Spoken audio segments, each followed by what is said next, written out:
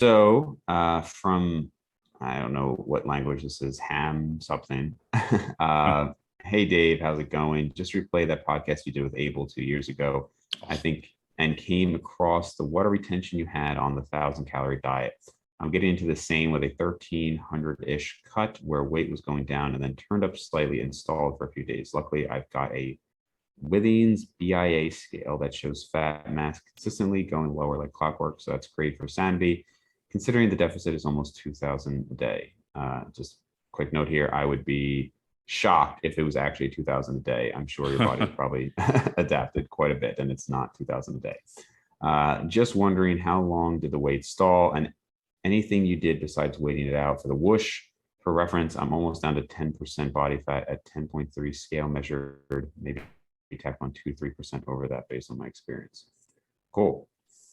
So for people who don't know, I guess it was 2020. I did 1,000 calories for about 2 weeks just to see. I was kind of stalled, had no interest in extending the diet any further. I tend to hold water a lot, and so I just wanted to see what would happen. So I never recommend that diet for anybody. I just was curious, and I actually gained weight. I think I could probably find it specifically where that was. But yeah, I gained weight. I'm going to pause this table real quick just so I can try to find that for people. I think it'll be huh. interesting. Okay. So, yes, here it is. All right, so that was July 18th. Okay, so literally like exactly 2 years ago. And I started at 189 after a refeed, but then I was immediately down to 186.2, 185.6. Now this is 1,000 every day. Then I went up to 186.2, up to 186.6, up to 186.8. And then let's see, this is how my body is down to 185, down to 183.2, still eating 1,000 calories every day, up to 184, up to 187. So I literally went up 4 pounds from my low on 1,000 calories a day. And it's just wild. And not only that, but this was at least down to when I was pretty lean. But Abel and Brian know that I've recently been doing about a 5 week cut, going on vacation. I could explain why I'm dieting for vacation. Normally don't recommend it, but and I'm heavy. I mean, I'm not that lean. I was starting at 198 and I was on quite low calories for a while. And I went down and then I went back up. And I finally have seemed to have a whoosh recently, but it is pretty bizarre. And I know Abel has pretty big fluctuations as well, but I think even you were saying you haven't seen it to the extent that I have in terms of just holding the water Yeah, for a while. yeah, yeah. So to answer your question, sometimes a moderate refeed can help. What I really caution people against is just saying like, oh, well, screw this and then binging, because I could absolutely see how the general population, if you're like this, could diet. They're not losing weight. They say, screw this, dieting isn't working. And then they binge, then they actually gain real weight back. So they never actually see it materialize. Maybe, if they're 200 pounds, they're 200 pounds, 199.8, 200 pounds. They've actually lost 2 pounds with their whole on to water weight. They binge and gain 2 real pounds back. And now they're 200 pounds again. They think, see, nothing happened whether I diet or I don't diet. So I'm just going to stay 200 pounds.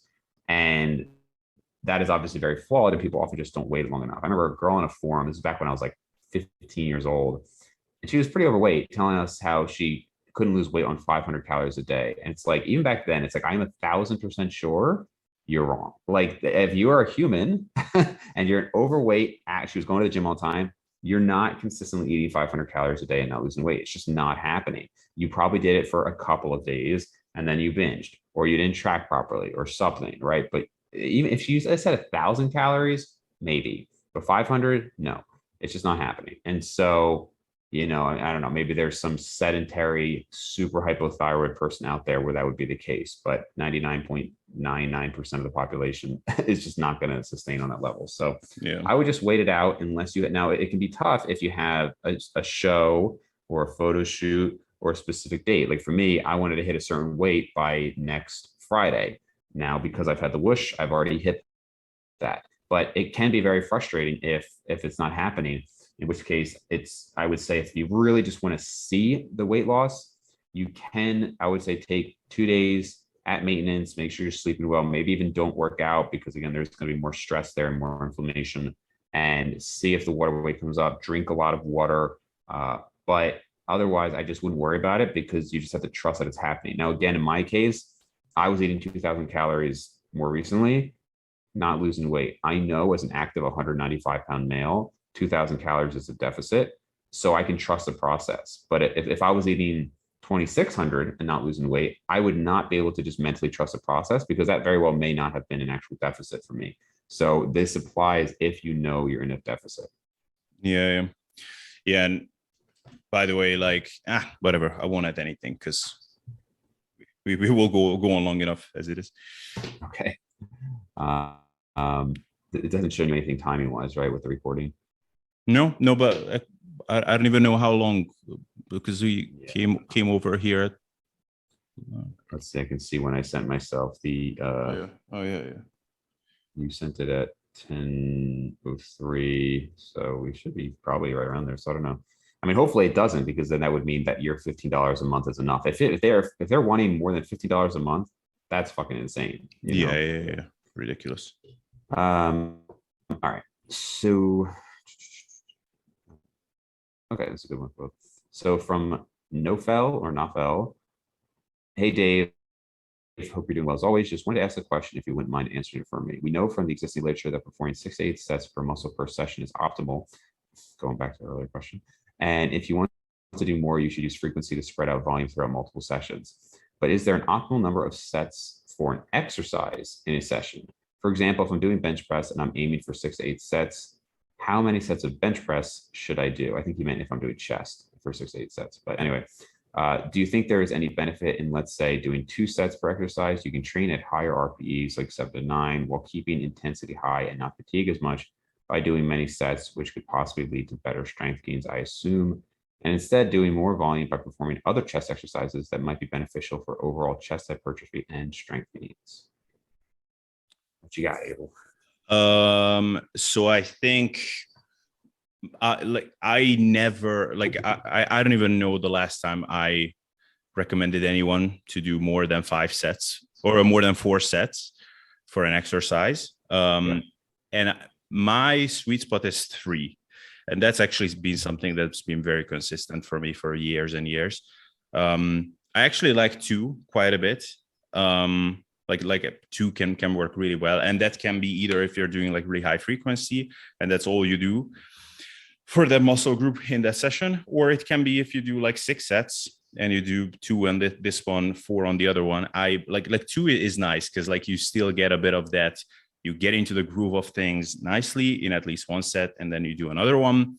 I never tried 1 set, but I think it could work. It's just like I think it would be impractical because you would really need to warm up for that. But yeah, so like for me, 2 or 3 is what I like the most. If I need to go more, 4, I really don't like doing more than 4. So yeah, I'm trying to think if I ever have done more than 4. The only time I've done more than 4 when I was doing like the modified Bulgarian training, which is obviously a different situation. Rarely have I done more than 4. Or I can think of some home workouts where like, okay, I just really didn't want to do something. So I did like I can think of one time, I think it was during COVID, and I was like, all right, I'm just going to do alternating sets of like push-ups and pull-ups. So I was just doing like 6 sets or something. But generally, I completely agree. I think 3 is the sweet spot. And 2 is great. Like if somebody said, hey, I have to do 8 sets, if you want to do 3-3-2 or 2-2-2-2, depending on what muscle group. Like if you're doing biceps, for instance, and you want 8 sets, I don't think you need 4 exercises and do 2 sets each, right? I think 3 to 4 sets would be fine on 2 different exercises, and that's fine. But if you're talking like back, I mean, yeah, you could do 6 exercises of 2, or you could do 4 exercises of 3. I would lean towards the 4 exercises of 3 sets. But yeah, I think that would be what I would agree with as well. That I think at some point you're just like, why, if you haven't gotten it done in 3 sets, almost like what is that 4 sets going to do? Why not try to hit it in a slightly different way, you know? Yeah, agreed. Cool. All right. Hey, curious, I've heard you continually touch on never really making any progress in recent past. It had me thinking during this time when you've gone through your massive phases, have you ever pushed things to a new high, or is it always the same peak weight? If it is the same peak, is there a reason you have chosen to stop, like body comp getting way out of whack, performance stalling, etc.? I said to him, I bulked to a new high of 220. And when I cut back down, it did not net anything else. And to clarify that statement real quick, because I talked about bulking to new highs, I do think bulking to new highs is very important for most people. But obviously, at some point, still not going to, you're not just going to progress forever. Right? I couldn't say, well, now I'm going to bulk to 240. Like eventually, it's going to stop. He said, gotcha. Was the movement selection relatively similar, or did you use relatively novel stimuli? Second, did you bias maybe what would be considered any weak point areas? Sorry to bug you, but just trying to gather some anecdotal evidence. And this is Jack. So obviously this is geared towards me, but I think Abel, we could probably get your opinion as well on like bulking into higher weights. So for me, yes, basically people have heard me talk about this plenty of times. In 2015, by that point, I was training for almost 10 years and I wasn't making much progress year to year. So I said, all right, let me just do a 2-year bulk and cut cycle rather than 1 year. Normally it was bulk 9 months or so, cut for 3. This was like, all right, let me bulk for like over a year and a half. And I went up from my previous high of 205. I started at like 180 here, bulked all the way up to like 220. Definitely the biggest I've seen, definitely the most comments I've ever gotten from people that I'm looking really big. The strongest I've been, but honestly not that much stronger. But it was the strongest I've been. And when I cut down, I was actually thinking about this when I was driving the other day. That probably resulted in the best 190 I've ever seen in my life.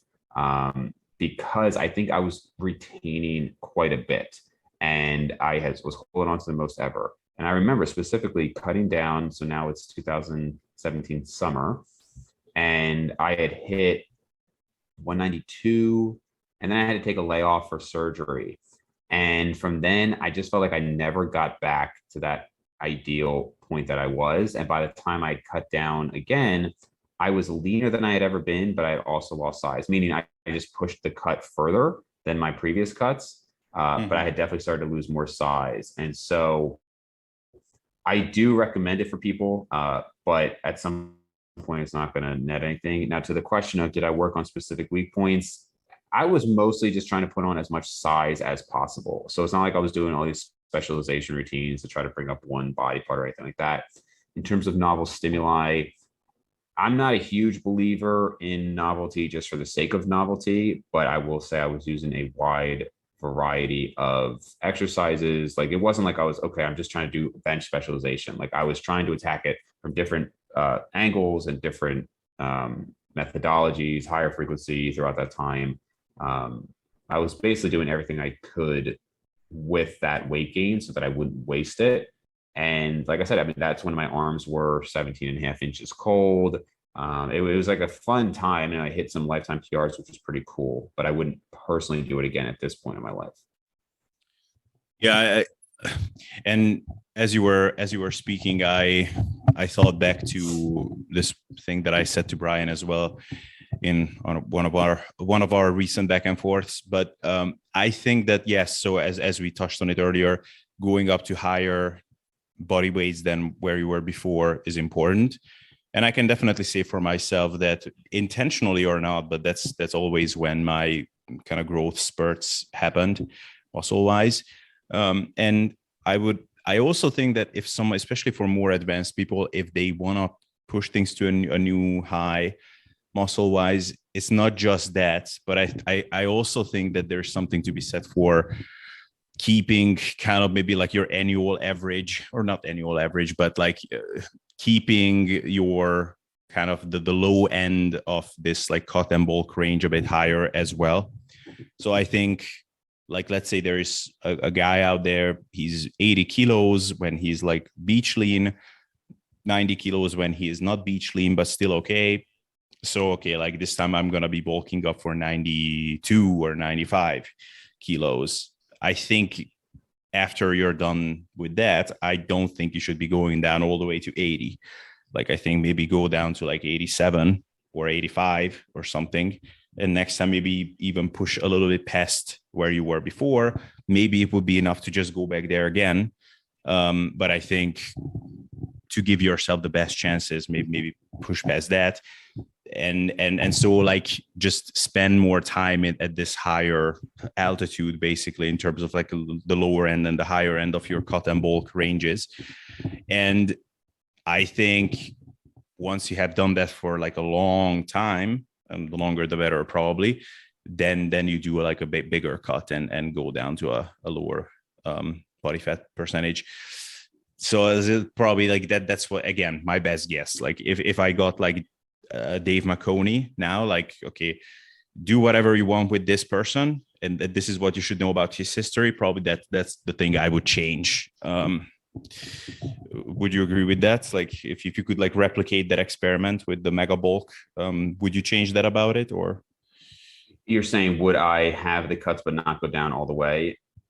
yeah, so like just go down to 190, then go back to like 230 next time or something like that. I mean, Well, I was going to say, like, even now, if somebody said, you know, gun to your head, you have to put on 3 pounds of new muscle mass. Like I really don't think or know if that would be possible, right? Like in terms of netting it at the same body fat. But let's say it was like, okay, like, you're going to die unless this happens, right? Like, what would I do? And I don't believe that, it's actually, it reminds me of Lane Norton years ago was talking about, okay, so like people have all these like kind of methods for squat, but like let's say somebody said like gun to your head, you have to put 50 pounds on your squat. What are you going to do? Like you're going to squat frequently, right? You're not going to do squatting one time per week more than likely, et cetera. And I agree with that. It's the same thing. Like as much as I promote what I do now because it's good for my life now, I only say that because I really tried to push things to the extreme already many times. But let's say I had to try to do everything I could, I would, just to be safe, be eating 5 times a day, right? I would be sleeping as much as possible. I would be training probably 6 days per week with probably a 3 times per week frequency per body part.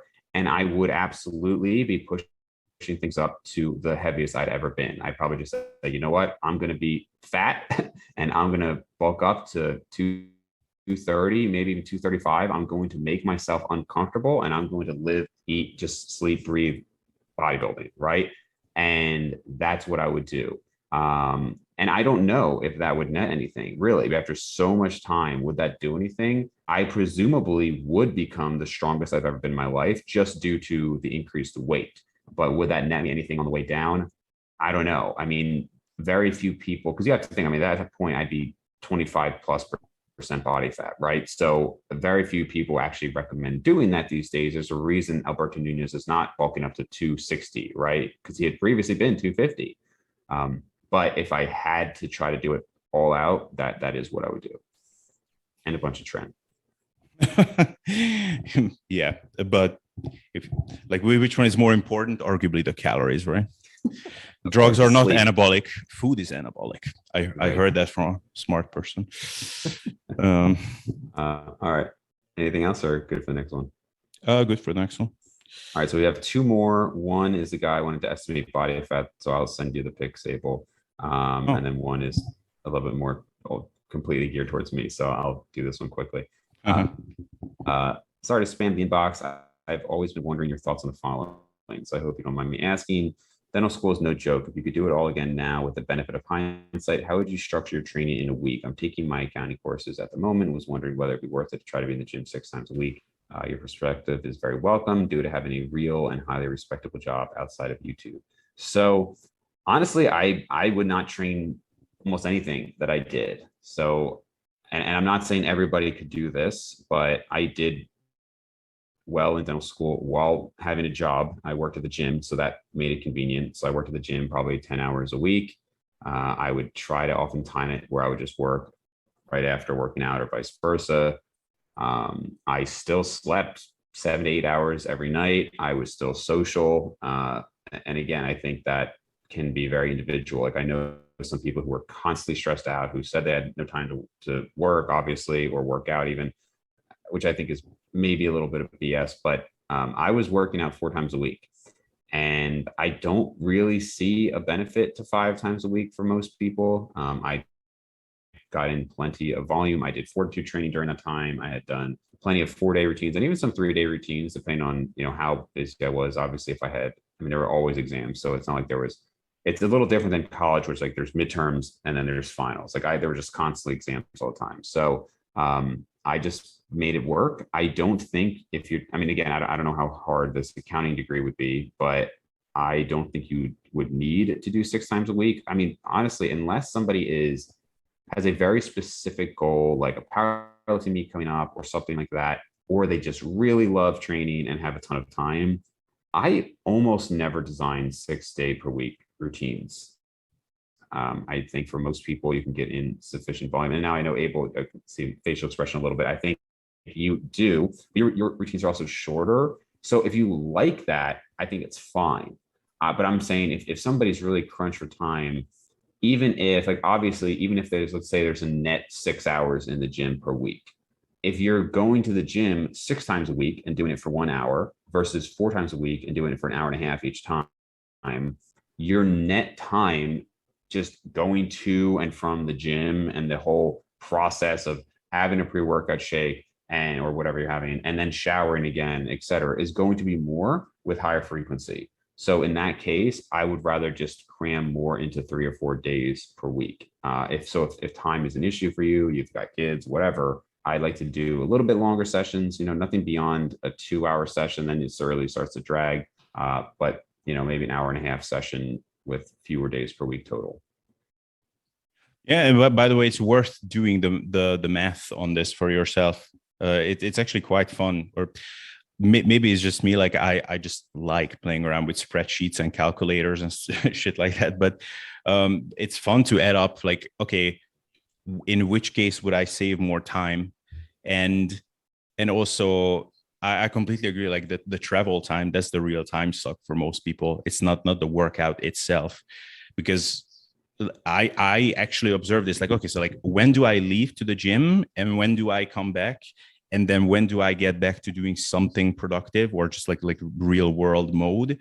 And I basically calculate that, okay, like my workout is an hour, but if I take into account the entire process, it's like a freaking 4-hour gap in the day, which is insane. And it just doesn't need to be that way, because it's not like the gym is far away. Like it's like 10 minutes or something. So it's just like, yeah, people like get dressed, like going there, chit-chatting a bit, like taking their time in the dressing room. After that, like post-workout meal, the coma after that. So like it's like that's what is robbing your time. But it is like that often, but it's not like it has to be that way, right?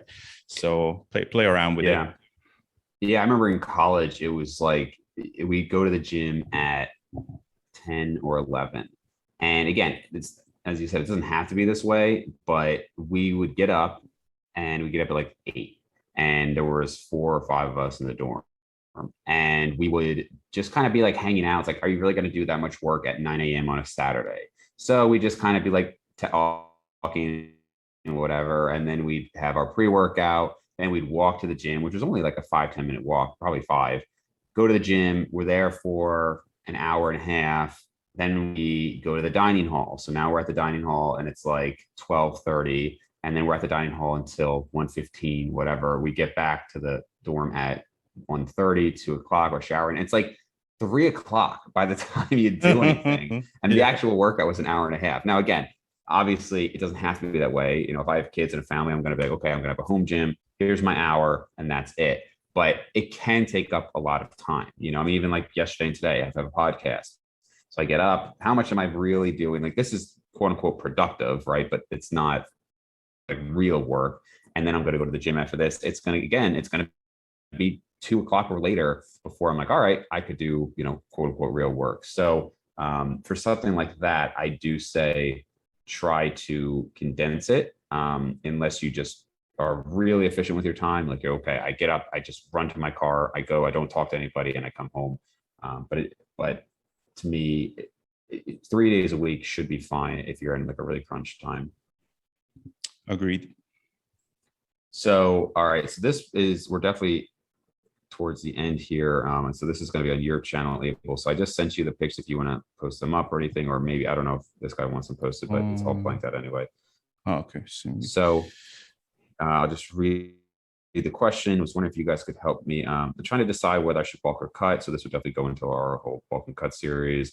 I'd like to go into prolonged surplus starting in college, starting in the fall, but I'm already at a higher body fat percentage. Not sure if I should cut though, because I don't have too much muscle. I can send some physique pics in my lifts. Is there somewhere I should, oh, okay. I'll ignore that part.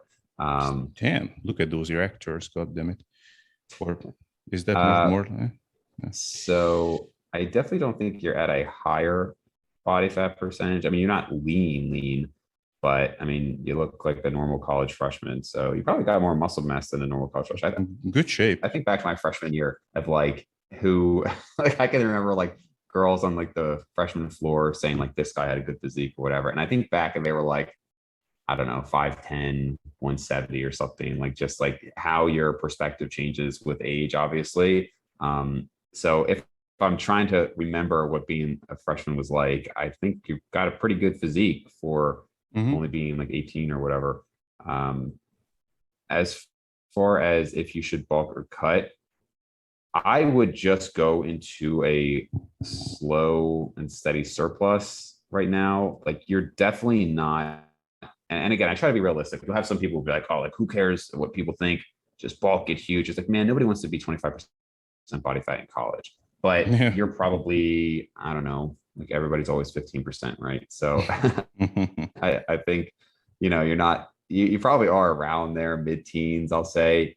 I would probably just go into a small surplus. Honestly, this is like speaking to my high school self too, because that's one thing I wish I did not do. I wish I just never cut in high school because I really, really just wanted abs. And I don't blame myself back then for doing it because based on everything I was reading from T Nation and all those other people, I thought I could be shredded and it was going to be exactly what I wanted.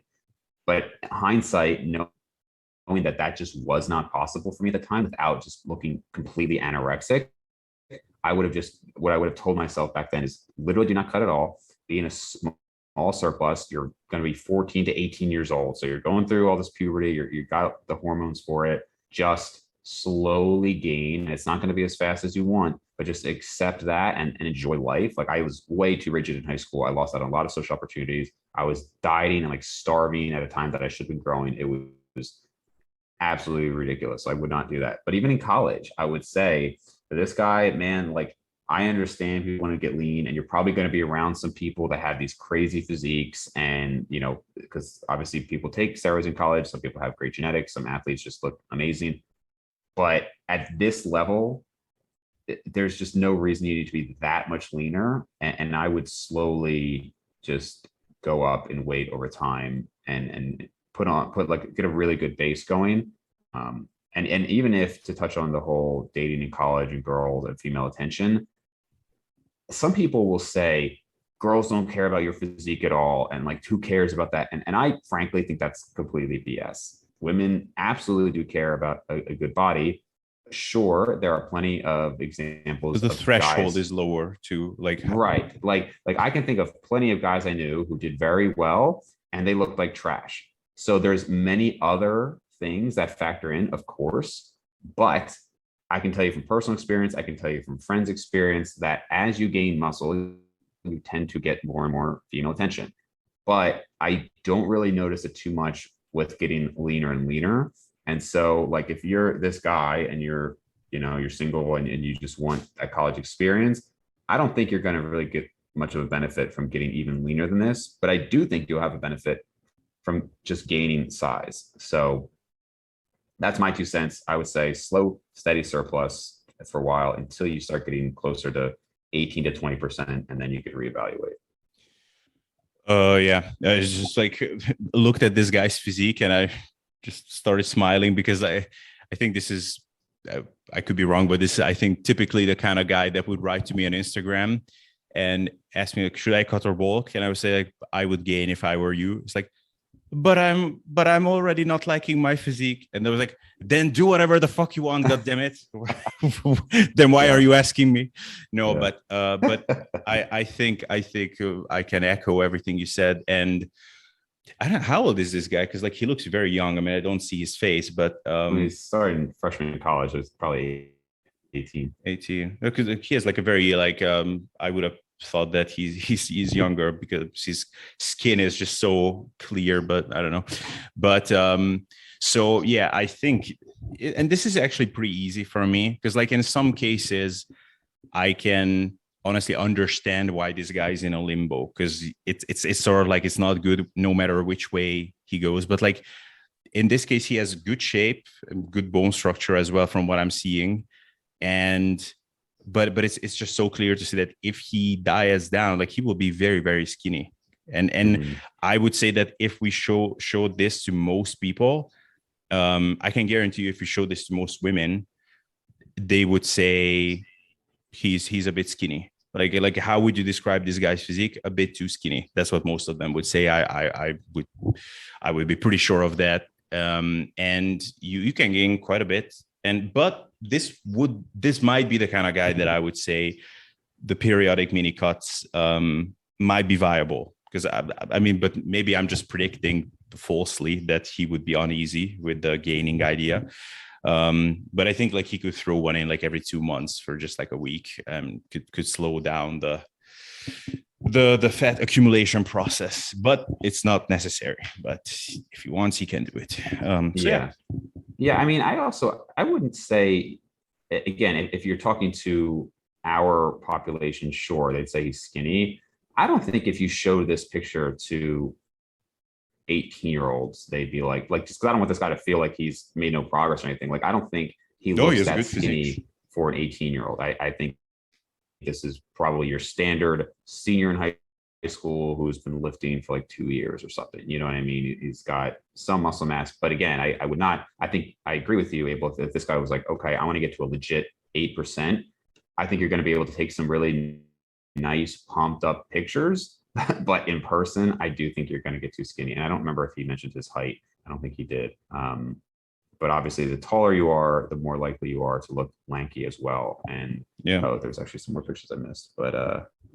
But yeah, no, I just keep going, and especially at your age, man, like you can likely even recomp a little bit. I'm not a big believer in recomps that much, but there's no reason that you can't gain significant muscle at this age without gaining too much fat. So I'm absolutely team gaining here. Yep. The I would agree. Yeah. So game, bro.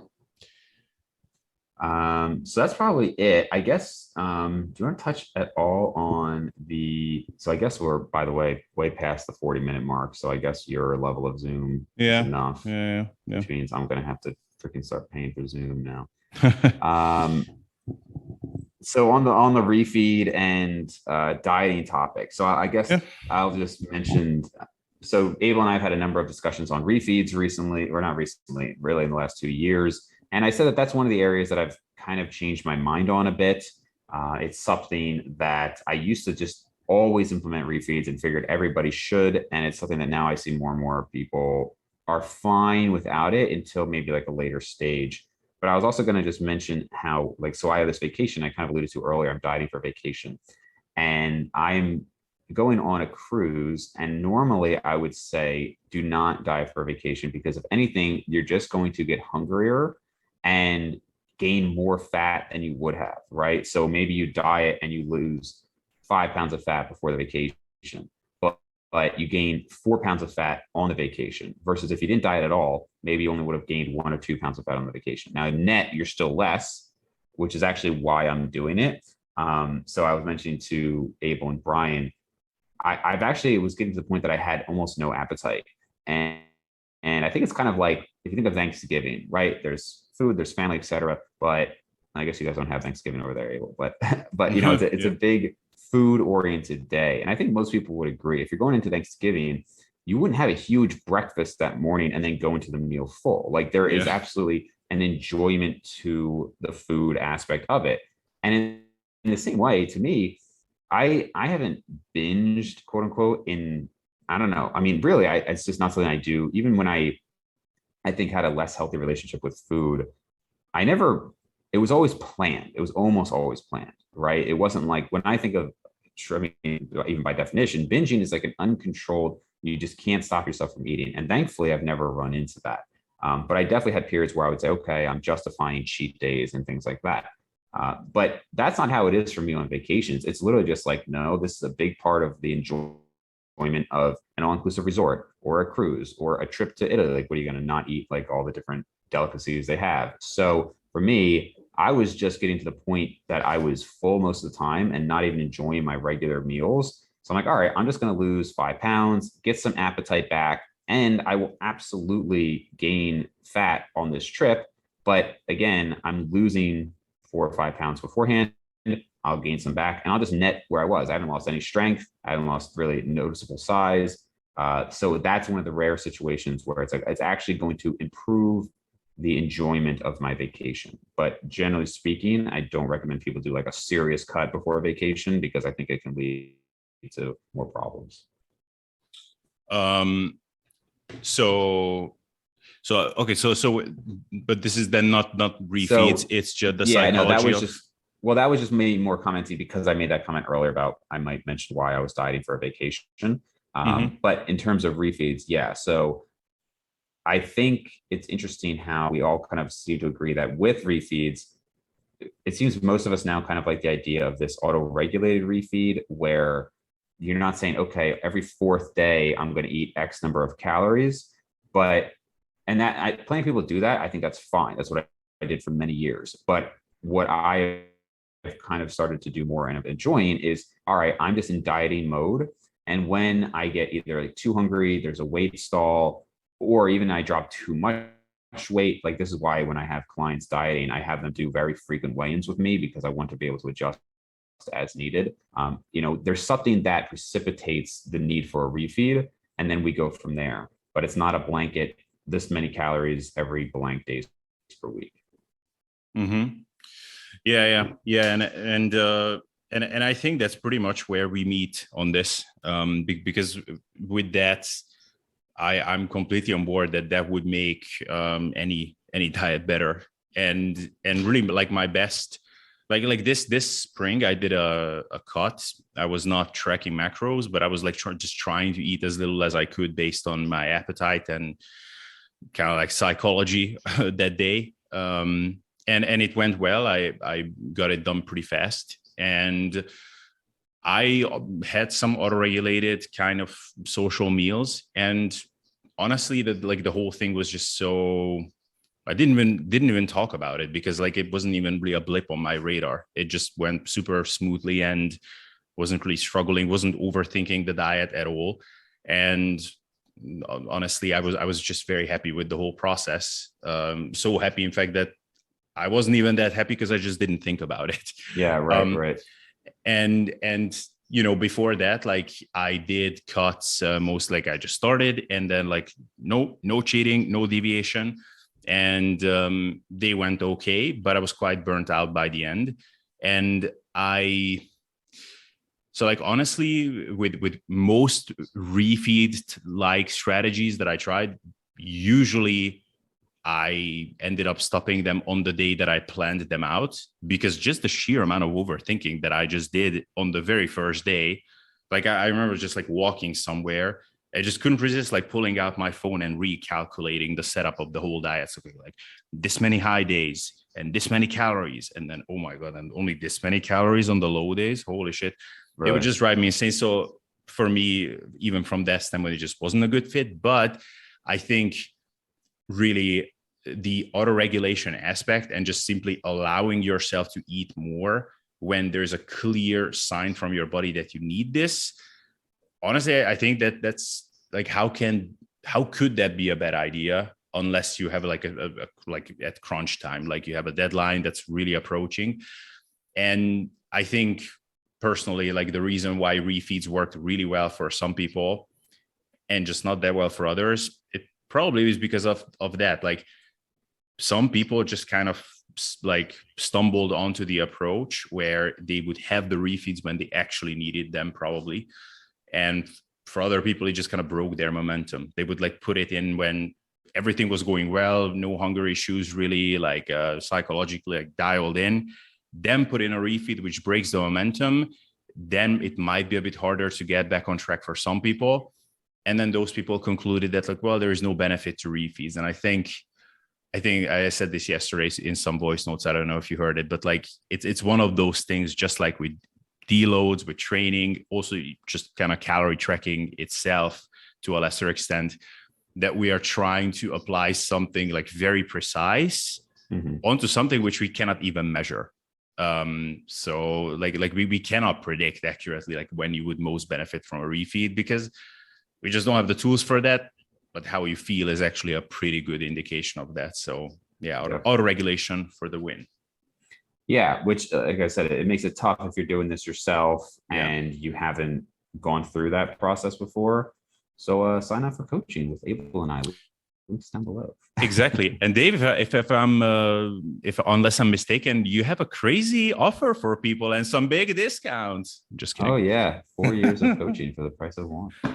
Yeah. You know, it's funny how much we actually don't talk about the coaching, which I think is, I don't know if you, I guess you would kind of mention some like the podcast. I never did, but I'm sure it would get more clients if we talked about it more. I just, I don't know. Yeah. It's almost like a nice barrier to entry for me, where it's like, okay, like if you really want to work with me, you're gonna seek me out rather than me just like plugging it like all the time, you know. But I understand why people do have to do that. So. I hate, so I'm not like a natural salesman to begin with, which probably maybe I'm not even Jewish. I should look that up. But so because officially I am. But the thing is that coaching, especially, I feel like a hooker, like offering myself basically. If I at least was pulling a book or something, it would be much different. Yeah. Right. Yeah. All right. So we got through a lot of questions. I don't know if there's anything else you had. That's all I have. No. Like I was totally like just riding on your wave very cheaply. All right.